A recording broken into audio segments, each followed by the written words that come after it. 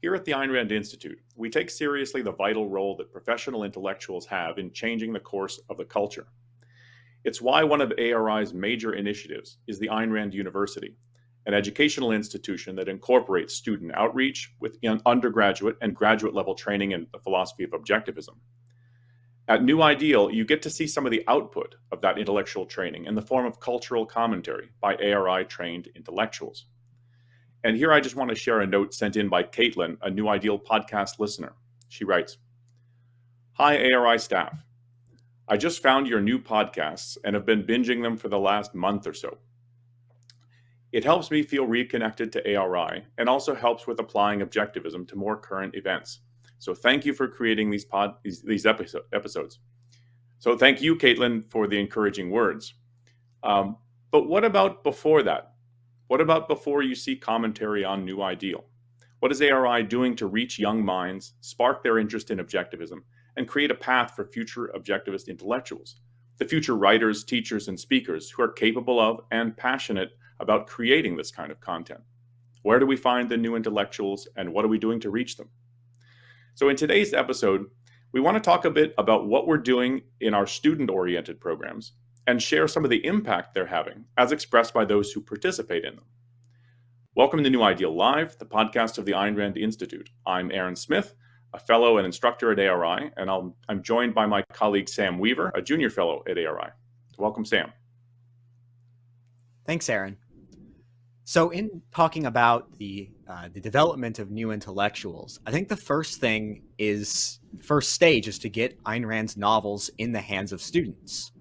And in order to accomplish this, ARI offers free classroom sets of Ayn Rand's novels to teachers to make it possible for them to teach the novels in their classes. Teachers often have limited budgets, so many would not be able to teach Rand's novels if they had to buy them on their own, which is part of the value of ARI's Free Books for Teachers program. And we've been doing free books for teachers for some years now, but last year we introduced ebooks for Anthem, and that has taken the program to a new level of success. And here are some messages that we've gotten from teachers that I think will sort of show you the impact that Ayn Rand's novels have in their classes as a result of the free books program. So the first I wanted to share is from Amy, a teacher at Porter Ridge Middle School. And Amy says, "I am so thankful to have had the opportunity to teach Anthem in my classroom. Several students told me that this was the first novel they had ever finished, and many said it was the first book that was truly interesting to them.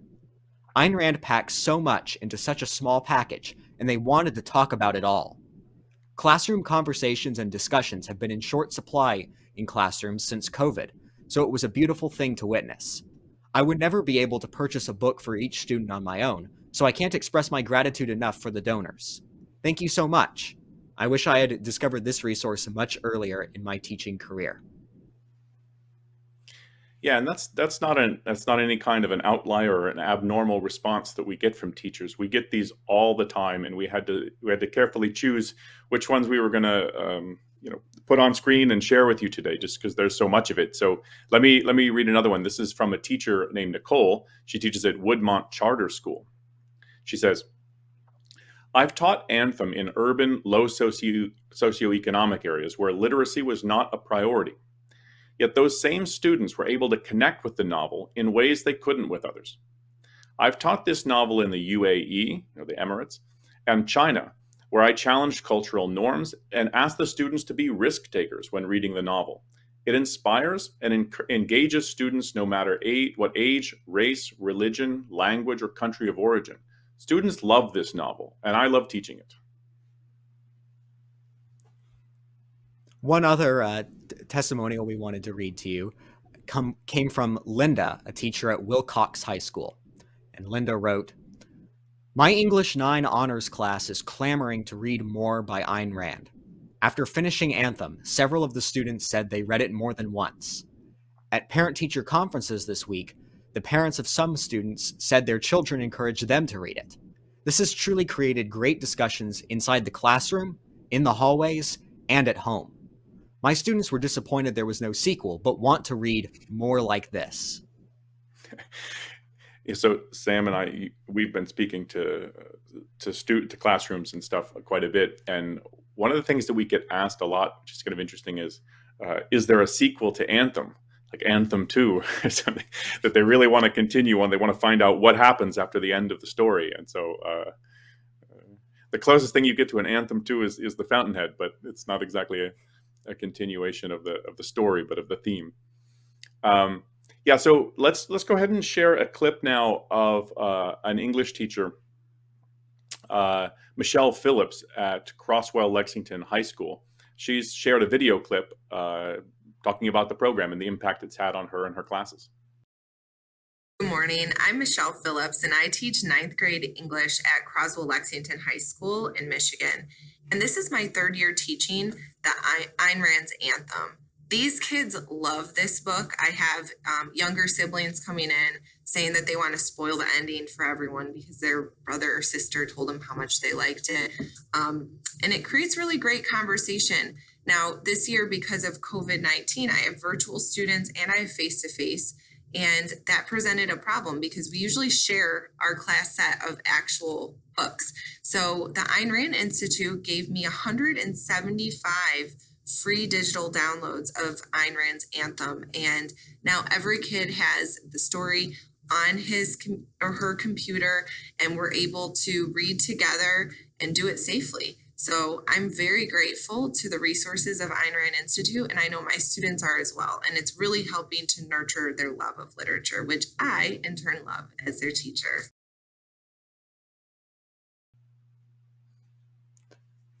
It's awesome to hear from those teachers. I always love hearing those testimonials. And I've talked to a lot of teachers as well, and I'm surprised.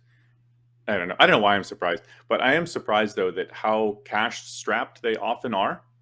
And often typically are, that they really do say that we have such a tiny budget to get new books in the classrooms, that this is just a real gift in effect, that they're able to just say, hi, can we have free novels, and we send that to them. Otherwise they wouldn't be able to expand. I mean, some of the teachers I talk to say they scour used bookstores and stuff to try to find old copies of things that they can use in the classroom to save money. So because they're very appreciative of it, and I think it's an important thing that we continue to offer these for free. Yeah, especially not just because of the budget, but of the type of experiences that they're talking about the students having and creating in the classrooms with those novels. So now let's turn to the essay contests. So ARI runs an annual essay contest on several of Ayn Rand's novels, Anthem, The Fountainhead, and Atlas Shrugged. Why do we do this? Well, we want to encourage students to engage deeply with Ayn Rand's novels. The essay contest, which has a cash prize, provides motivation to read Ayn Rand's novels for students who haven't read them, haven't had a teacher who taught them, and for those who have read them in school or on their own, people who've been in some of the classes that got those free books. The essay contest encourages them to think deeper about the ideas in the novel. We present them with some prompts to write essays on, and these prompts get into kind of the deep questions that these novels pose about life, about philosophy. And so with that in mind, I think we wanted to share some of the messages we've received from students who participated in the contests, talking about what Ayn Rand's novels mean to them. Yeah, and it's interesting also that it's often the case that students enter the essay contest because there's a chain, right? So ARI provides free books for the teachers. They read the stories in the classes. Often the teacher, partly as just an assignment, for class, just you'd have students write an essay on, whatever novel they're reading. They say, well, if there's an essay contest, you might as well write an essay for that contest. And so some of the applicants get to the contest through that route. In other cases, they simply Google essay contest because they want to try their hand at an accomplished essay, and hopefully to win some money, sometimes for college, sometimes for just whatever. And they find our essay contest, and it's super popular. So yeah, let's share some of the feedback we've been getting from some of the students who've been participating in the essay contest. This one is from Alexandra from the Prout School. She writes, Anthem was definitely unlike any other book I've read. Having a motivation, such as this essay contest, to read a book like Anthem exposed me to a philosophy I would likely not have been exposed to otherwise. Reading Rand's perspective on issues of individuality and society, as expressed in Anthem, has inspired me to both look into her other works and objectivism as a philosophy. Reading Anthem has also opened up conversations with friends and teachers who had read the book, allowing for me to further my understanding of its subject matter. I am very glad I read Anthem and look forward to exploring Rand's other works. So that's also another issue that I think is interesting, is that reading one of Ayn Rand's novels is often a conduit to taking the next step and reading another novel. So there's an intended progression there that sometimes happens and it sometimes doesn't, but that's part of the goal.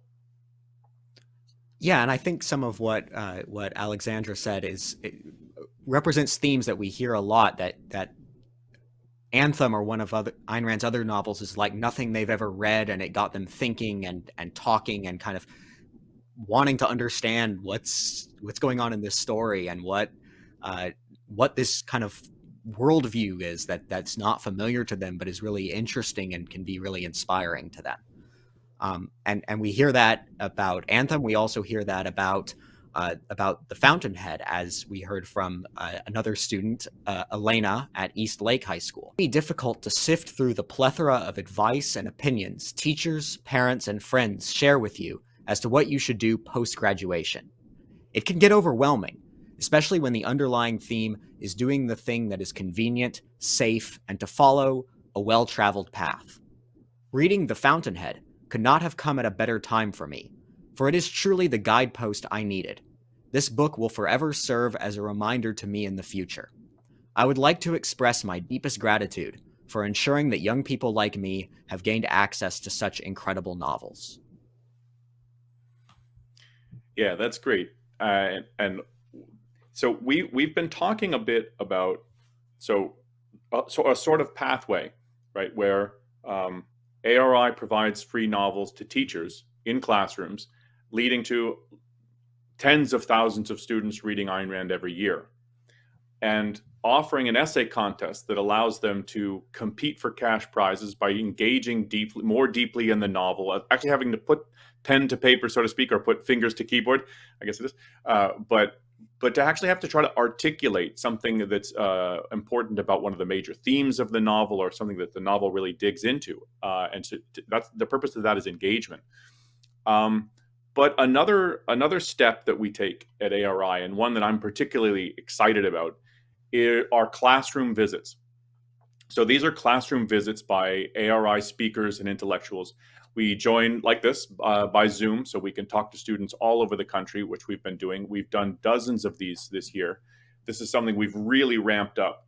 So we've always had some form of classroom talks that would be here and there occasionally, but they're kind of expensive because you have to travel to some school. And really post-COVID, we decided we're really going to ramp these things up.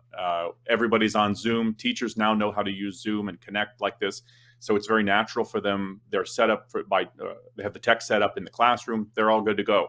So let's reach as many of them as we can. So we had the goal of just every single request we get, we're going to respond to. And we've done something like 45, 47 just starting in this August. I mean, so it's just, the growth has just been crazy. I've done many of these. Sam and I've done most of these, but we are also, other ARI staff and speakers are coming in and starting to do more of these, and we're just going to expand this. So I get excited when I talk about this program, because one of the things I get to do is I get to get in the classrooms and interact with them, talk with them, ask them questions. What did you think about the novel? So take Anthem, the character of equality. What did you like about him? What was interesting about him? What made him different? What was jarring about the story? And really to get into discussions. And it also is helpful for teachers too, to have somebody who's trained in philosophy to come actually speak to their students about the more philosophical themes.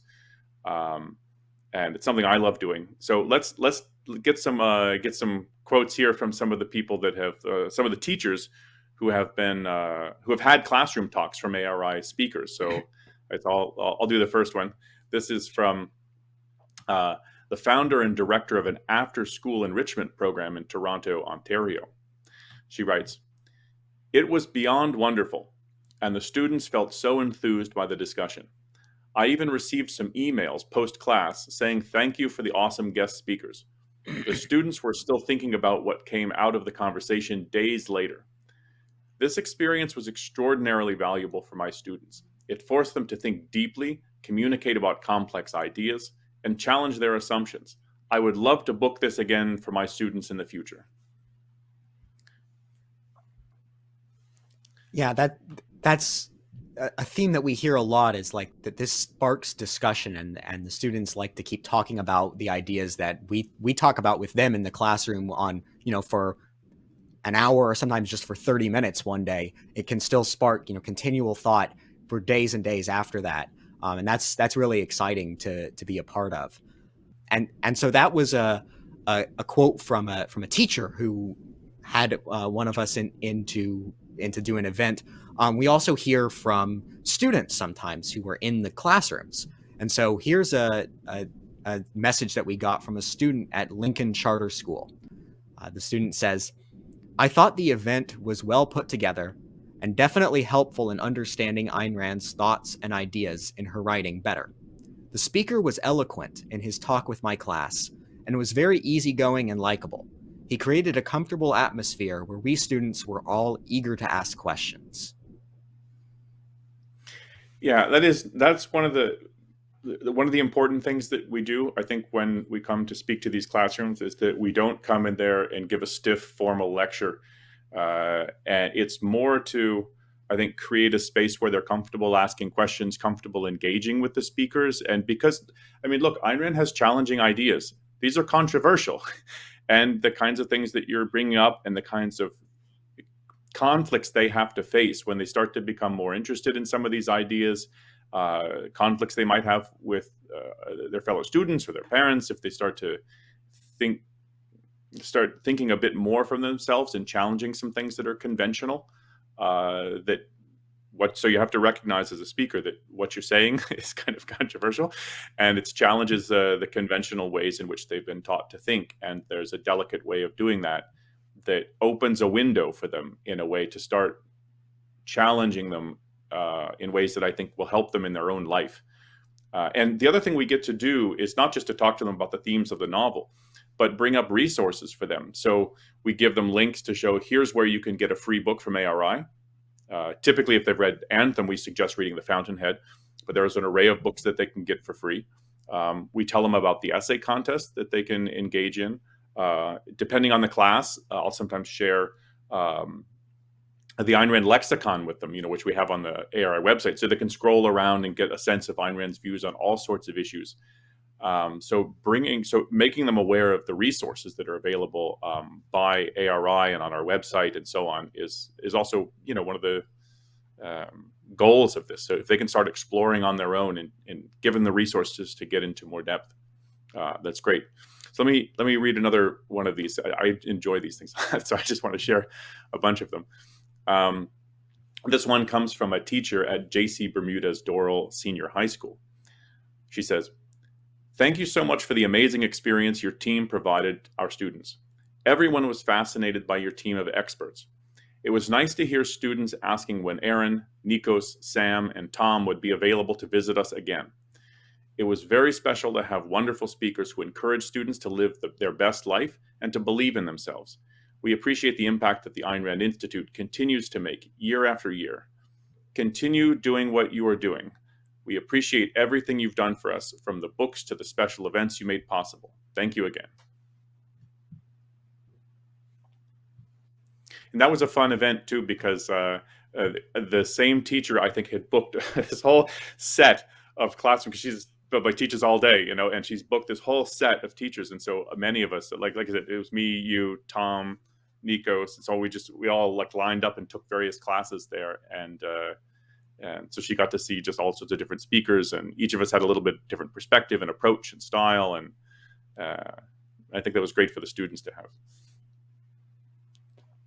Yeah, and it's nice to kind of get a message that mentions kind of most of the team that's doing the classroom events. Yeah, I agree. Yeah. One more message on classroom events that we'd like to share. This one is from Barbara, a teacher at Florida Southwestern Collegiate High School. She says, some of our students are even signing up to get free books, and others are seriously considering entering the essay contest. Would you be able to share a recording of the session? I'd love to show our principal, and she'd like to feature it in our school newsletter next month. Thank you again for organizing it. So that's a kind of a cool message, because she's wants to feature our event in the school newsletter, which is That's awesome. a nice sign, and we're grateful that she liked it that much. And also that what she mentioned in there, some of the students are signing up for free books and considering the essay contest. I think that shows what Aaron was mentioning earlier about how these things that we're doing, they connect to one another, and students kind of are able to go on a journey. And if they get interested in Ayn Rand and they read in class and they like what they hear and read in the book and hear in the event, then there are like more ways for them to interact with us and go deeper into the ideas that they're finding interesting. Yeah, and so we've talked a bit about the books to the teachers, student engagement through the essay contest, ARI intellectuals engagement with the students through face-to-face events in the classroom. What's the next step? And part of the next step is they get another book. They can ask for a free book from us, explore some of the things that are on our website. But when we're talking about trying to create a pathway toward intellectual development, what's the next step? Yeah, that's a good question. How do we go from reading books in high school, writing essays, to eventually one day maybe in some cases becoming an intellectual at ARI, or talking about objectivism and doing a podcast like this, or writing articles? How does that happen? How does somebody develop to that point? So part of what we're trying to do in reaching out to students and getting them interested and giving them resources to learn about Ayn Rand's ideas is we're trying to find the ones who are really interested in Ayn Rand and objectivism and really want to study objectivism in a lot of depth.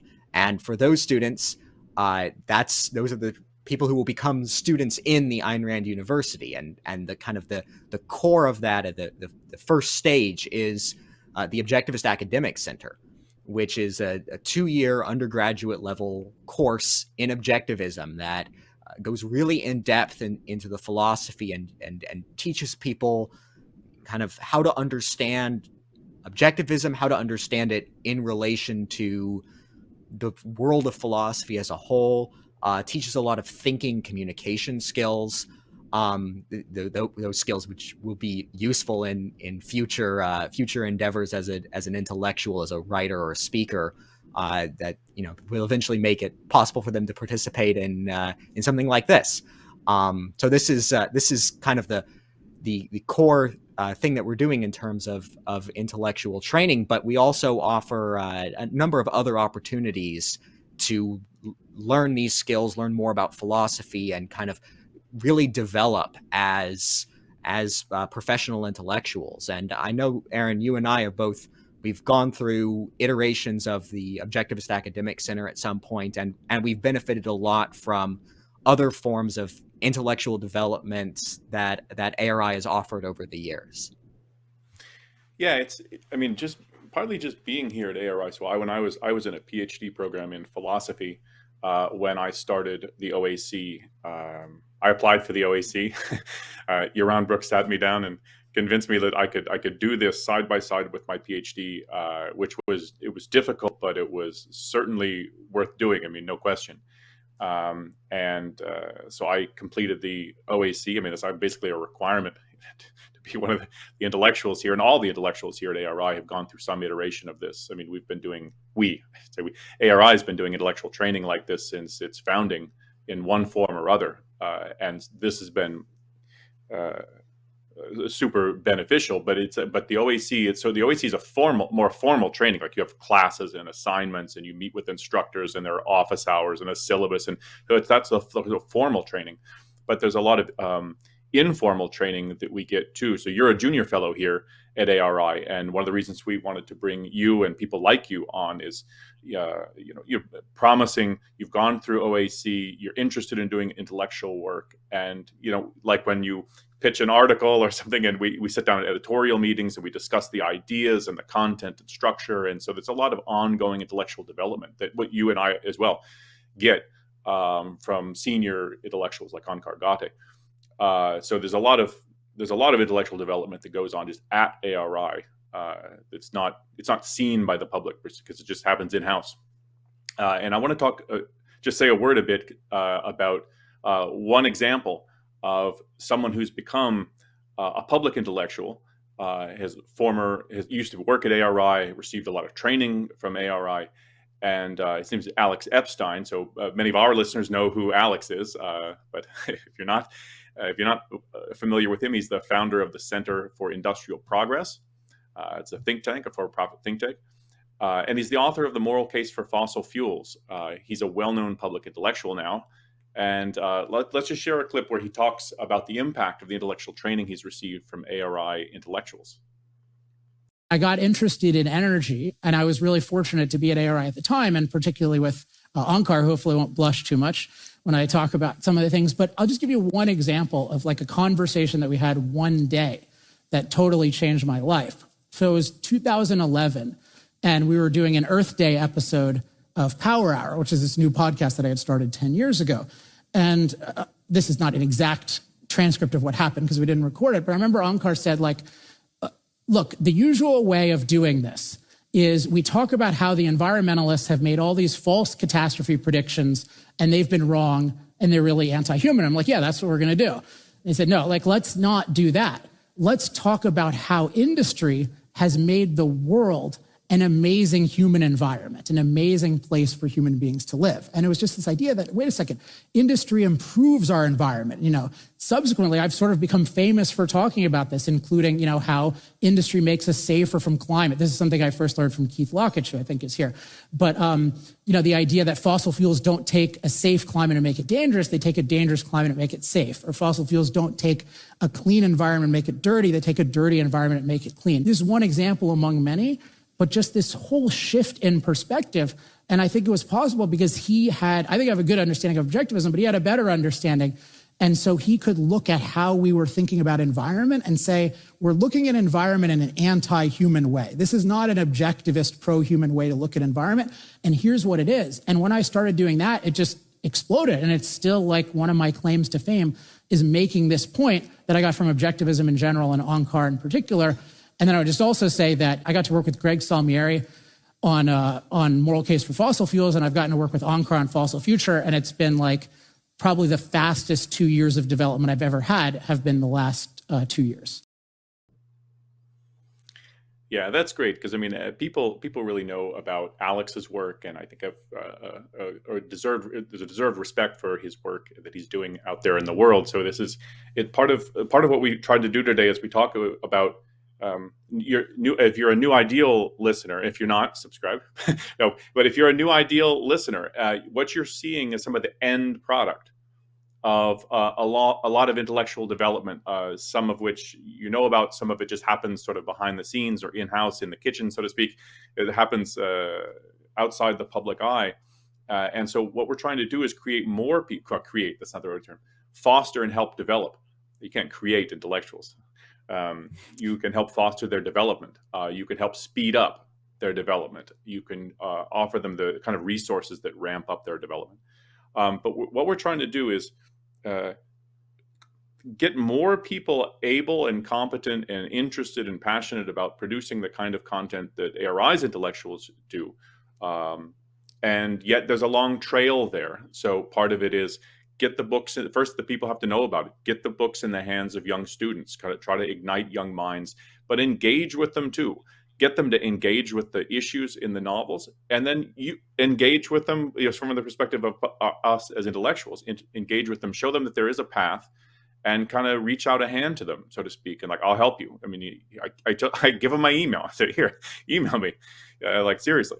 And that there is a path toward understanding more and more about objectivism, and the people who really get fired up and you can kind of hang on to, and they're really interested, if they can get more into our Objectivist Academic Center and the training programs offered by the Ayn Rand University, they can really ramp up and speed up their development through formal training. And then hopefully, and this is the goal, is to try to create more, so to speak, Alex Epsteins. In other words, more people who are out there in the public sphere, knowledgeable about objectivism, applying objectivism to the culture, showing it, this is really clarifying a philosophy, and this helps me live my life. And so we're trying to sort of replicate that at scale. And that's part of the reason why the Ayn Rand University is such a growth objective for us here at ARI. Hopefully this podcast has given you a clearer picture of the impact that our work at ARI, our programs, are having today in classrooms and with students and teachers, and of some of our aspirations for the future, and what we hope the impact of our work will be kind of for years to come with some of those students, what will happen to them in the future and what they'll accomplish. And in light of all this conversation about our programs and impact, we'd really like to take a moment to recognize and thank the donors to ARI who make all of the programs, all of the impact that you've heard about today from us possible. That we couldn't do it without their contributions and their support for our mission. So thank you very much to our donors. And so to conclude, as always, I'd like to remind you that you can get notifications for our new content, new videos on YouTube by subscribing and clicking the bell to get notifications whenever we do a new podcast. And we always appreciate it if you support the show, if you like it, by clicking like and sharing it with your friends. Also, you can always write us by email at newideal@aynrand.org.